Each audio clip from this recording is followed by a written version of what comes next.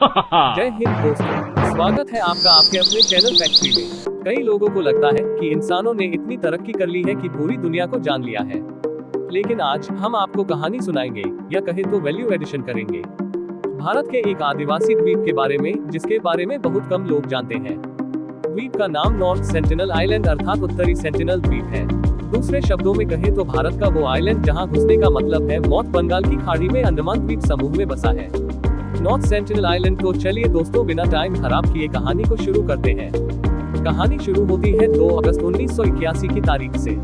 आधी रात से ठीक पहले की बात है। प्रिमरोज नाम का एक मालवाहक जहाज मुर्गी का चारा लेकर बांग्लादेश और ऑस्ट्रेलिया के बीच सफर कर रहा था। खराब मौसम और कुछ कंफ्यूजन के चलते जहाज भटक गया और सुबह पता चला कि जहाज एक शैवाल की चट्टान से टकराया है। सूखी जमीन देखकर जहाज के कैप्टन को हिम्मत मिली। सामने एक बड़ा सा टापू था जिसमें मीलों लंबा बीच था। जहाज टापू से नजदीक था, लेकिन समुद्र में काफी हलचल थी, इसलिए लाइफ बोट उतारना मुश्किल हो रहा था। क्योंकि जहाज के डूबने जैसा कोई खतरा नहीं था, इसलिए कप्तान ने फैसला किया कि जहाज पर ही रुककर मदद का इंतजार करेंगे। कुछ दिन गुजरे। एक दिन शिप के वॉच टावर में खड़े एक लड़के को कुछ लोग दिखाई दिए। उसने देखा कि कुछ लोग टापू के जंगलों से उस ओर आ रहे हैं। पहले तो उसे लगा शिपिंग कंपनी ने रेस्क्यू के लिए लोग भेजे होंगे। फिर उसने नजर जरा पैनी की। ये आम लोग नहीं थे, छोटे कद के लेकिन तगड़े आदमी जिनके घुंघरालू बाल थे। इनमें से किसी ने भी कपड़े नहीं पहन रखे थे, सिवाय एक बेल्ट जैसी चीज के जो उनके कमर से बंधी थी। साथ ही इन लोगों ने भाले और धनुष तीर पकड़ रखे थे, जिन्हें वो हवा में लहरा रहे थे। उसी वक्त वहां से कोसों दूर हांगकांग में रेजेंट शिपिंग कंपनी के ऑफिस में फोन की घंटी बजी। फोन उठा। सामने से प्रिमरोज के कप्तान की कांपती हुई आवाज आई, 50 के आसपास जंगली लोग लकड़ी की नाव से जहाज पर हमला करने आ रहे हैं। शाम तक ये शिप पर चढ़ जाएंगे, कोई नहीं बचेगा, जल्दी हेलीकॉप्टर भेजकर हथियार गिराओ। इस बातचीत से ऐसा लग रहा था मानो 18वीं सदी का कॉल 20वीं को आ गया हो। लेकिन इसका कारण भी था। जिस टापू के किनारे प्रिमरोज रुका था, उस टापू पर सदियां कभी बीती ही नहीं थी।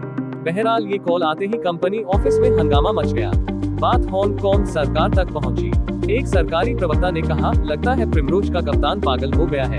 अगले दिन प्रेस में खबर छपी कि इस द्वीप के लोग आदमखोर हैं, इंसान को मारकर खा जाते हैं। इधर शिप पर हालत खराब थी। एक फ्लेयर गन, कुछ पाइप, जिसको जो मिला पकड़ कर ले आया। इनका इस्तेमाल कर 24 घंटे तक ये लोग खुद की रक्षा करते रहे। टापू के लोग शिप पर तीर चला रहे थे, लेकिन तेज हवा के चलते तीर जहाज तक नहीं पहुंचे। ऊपर से शिप की ऊंचाई के चलते कोई चढ़ भी नहीं पाया। एक हफ्ते बाद इंडियन नेवी का हेलीकॉप्टर रेस्क्यू के लिए पहुंचा। रस्सी से चढ़ाकर शिप में मौजूद लोगों को बचाया गया। जहाज वहीं खड़ा रहा। डिसमेंटल करने के लिए एक कंपनी को ठेका मिला। उनके वर्कर पहुंचे तो उन पर भी हमला हुआ। फिर कुछ समय बाद सब शांत हो गया। जंगल से लोग आते रहे, लेकिन वक्त के साथ उन्होंने हमला करना बंद कर दिया। जिस टापू पर ये सब हो रहा था वो भारत के अंडमान के द्वीप समूह का नॉर्थ सेंटिनल आइलैंड है, और जिन लोगों ने हमला किया उन्हें सेंटिनली आदिवासी कहा जाता है। भारत का ये वो इलाका है जिसका 60,000 सालों से सभ्यता से पाला नहीं पड़ा है।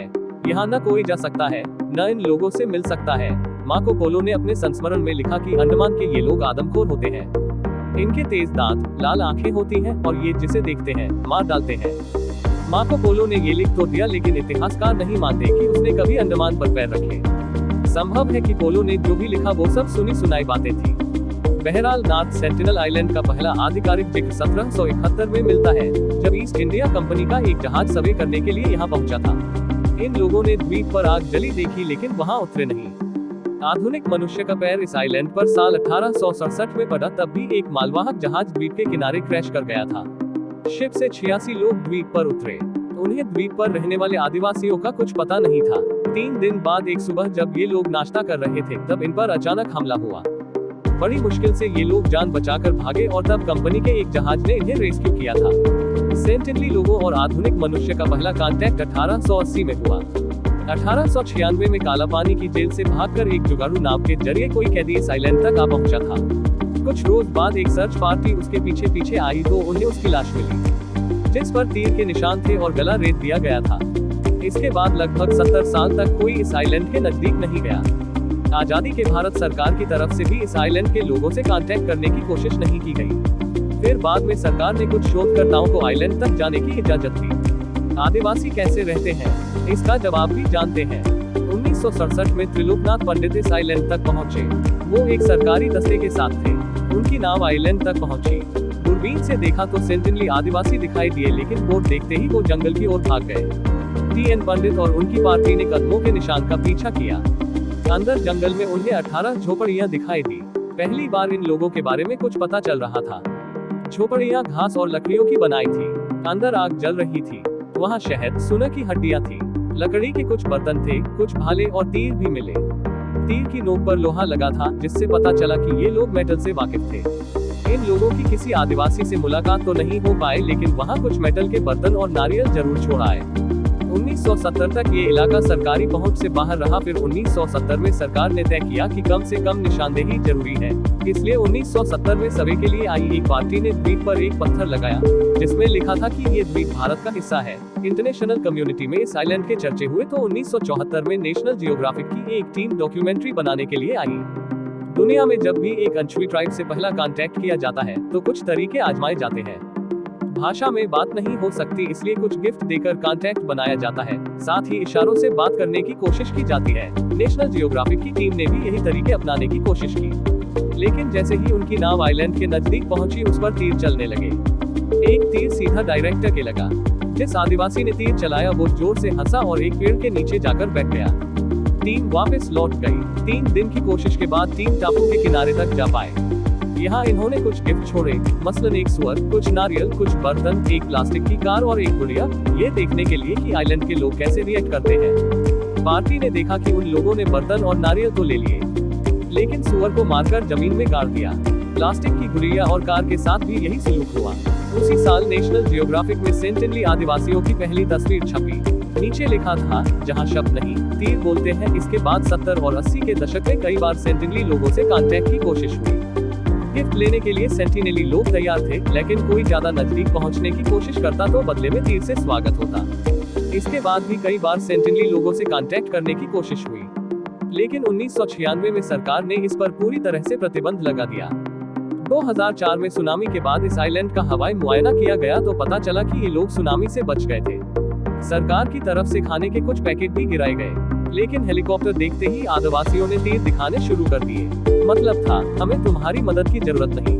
भारत सरकार की तरफ से इस इलाके में जाने पर पूरी तरह प्रतिबंध है, लेकिन 2006 में कुछ मछुआरे यहाँ केकड़े पकड़ने चले गए थे। 3 दिन बाद उनकी लाश बीच पर दिखी। उन्हें बांध से लटकाकर बीच पर खड़ा कर दिया गया था, मानो एक चेतावनी सी जारी हो।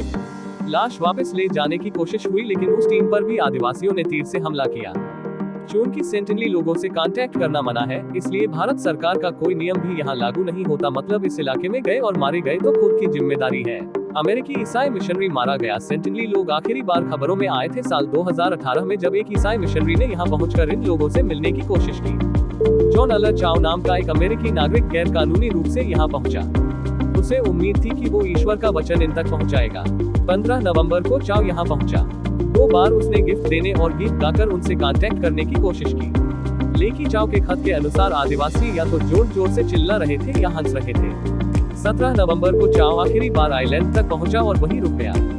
उसने बोट वाले से वापस लौट जाने को कहा। बोट वाले ने बताया कि उसने आदिवासियों को चाओ को घसीट कर ले जाते हुए देखा और अगले दिन उसकी लाश बीच पर लटकी हुई मिली। भारत की तरफ से कई कोशिश हुई कि चाओ के शरीर को वापस लाया जाए, लेकिन जो भी गया उसका तीरों से स्वागत हुआ। अब एक नजर डालते हैं कि इन लोगों के बारे में हमें अब तक पता क्या है। पहली बात ये कि ये लोग आदमखोर नहीं है, चूंकि आदिवासी मरे हुए साथियों की हड्डियां गले में पहनते हैं, लेकिन इस बात के कोई साक्ष्य नहीं है। ये लोग झोपड़ी बनाकर रहते हैं और जमीन पर सोते हैं। इनमें आदमियों और औरतों की ऊंचाई लगभग 5 फुट के आसपास होती है। ये लोग आग जलाना नहीं जानते, बल्कि बिजली गिरने पर चिंगारी को संभाल कर रखते हैं और उसी से काम चलाते हैं। ये लोग खेती नहीं करते, बल्कि आदिमानव की तरह शिकार और खाना इकट्ठा करते हैं। इसकी भाषा अंडमान की बाकी भाषा से बिल्कुल अलग है। इस इलाके में 50 से 200 के बीच लोग रहते हैं। ये नाव चलाना जानते हैं, लेकिन तैर नहीं सकते। सरकार की तरफ से यहाँ जाने पर पाबंदी है और ये लोग भी नहीं चाहते कि इनसे कांटेक्ट किया जाए। इसके वाजिब कारण भी है। साल 1858 में अंग्रेजों ने अंडमान को अपनी कॉलोनी का हिस्सा बनाया था। तब यहाँ अलग अलग प्रजाति के 7,000 आदिवासी रहते थे। ब्रिटिशर्स के आने के साथ आई बीमारियां। इन लोगों में इन बीमारियों के लिए कोई नेचुरल इम्यूनिटी नहीं थी, इसलिए 150 साल बाद इनकी संख्या सिर्फ 300 के आसपास रह गई है। अधिकतर जनजातियां लुप्त हो चुकी हैं। सेंटिनली जनजाति एकमात्र जनजाति है जिसे बाहरी लोगों से दूरी बनाकर रखी है और इसी कारण ये बचे भी हुए हैं।